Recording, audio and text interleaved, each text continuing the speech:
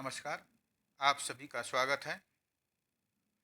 मैं आज आप लोगों से वेद के बारे में चर्चा करूंगा, क्योंकि वेद के बारे में सामान्य जानकारी तो सभी लोग रखते हैं।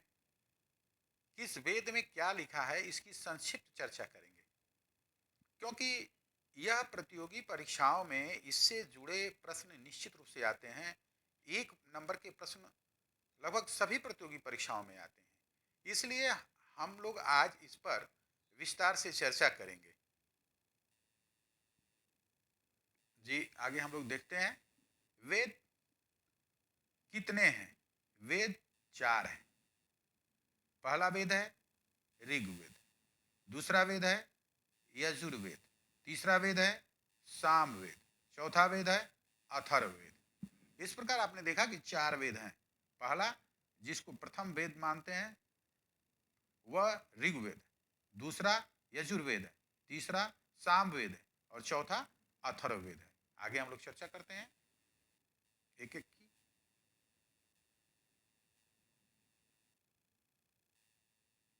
ऋग्वेद यह सबसे पुराना वेद है।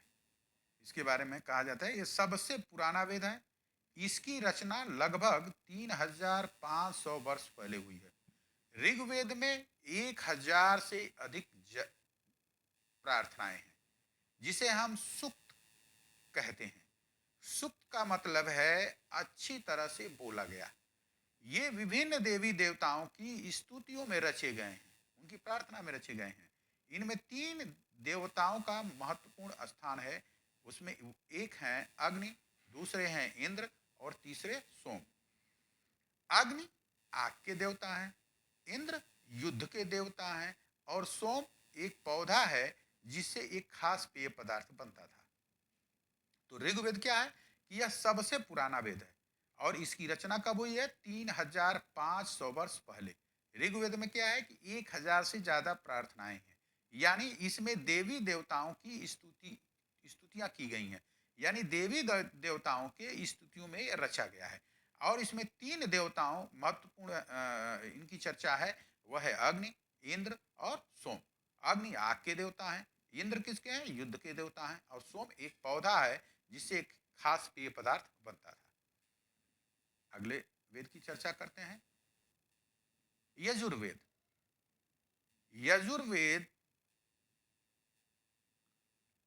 सस्वर पाठ के लिए मंत्रों तथा बलि के समय अनुपालन के लिए नियमों का संकलन है।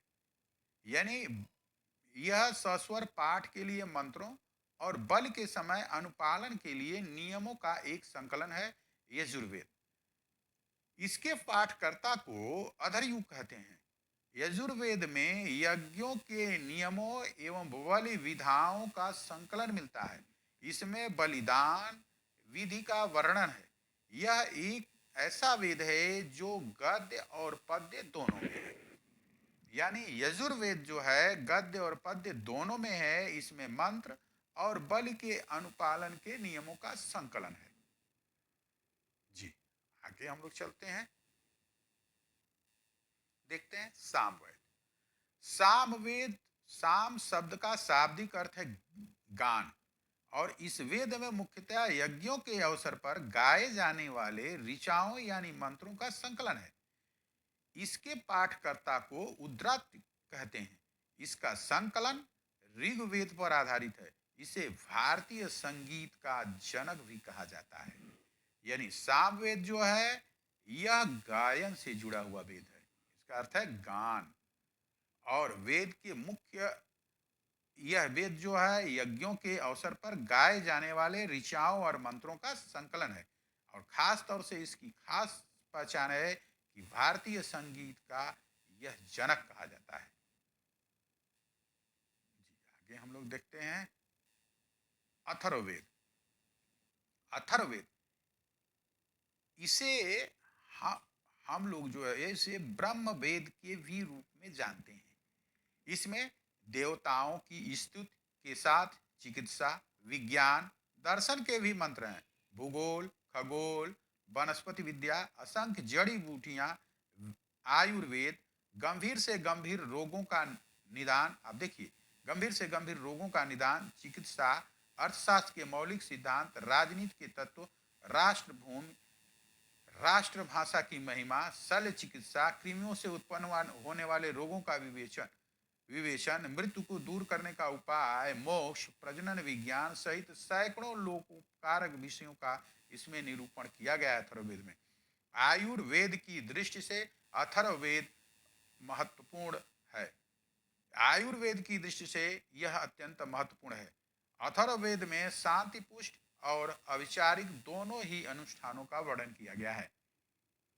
यानी यथुर यानी अथर्ववेद जो है वह जो है ब्रह्म वेद भी इसे कहते हैं, कहलाता है।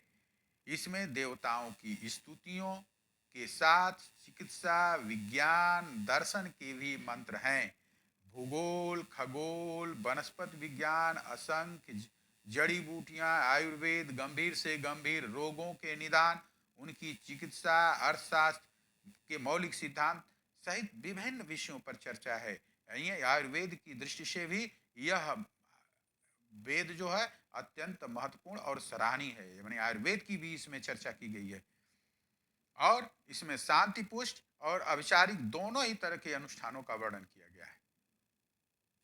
आपने देखा कि वेद के बारे में कि इस पे आप भी अपने स्तर पर निश्चित रूप से अपनी जो किताबें आपके पाठ्य पुस्तक हैं उस पर भी थोड़ा आप देख लीजिए, ध्यान ले जाइए।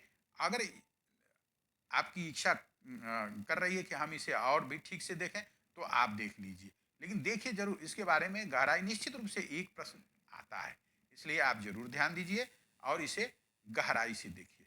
जी धन्यवाद। आप सभी को नमस्कार।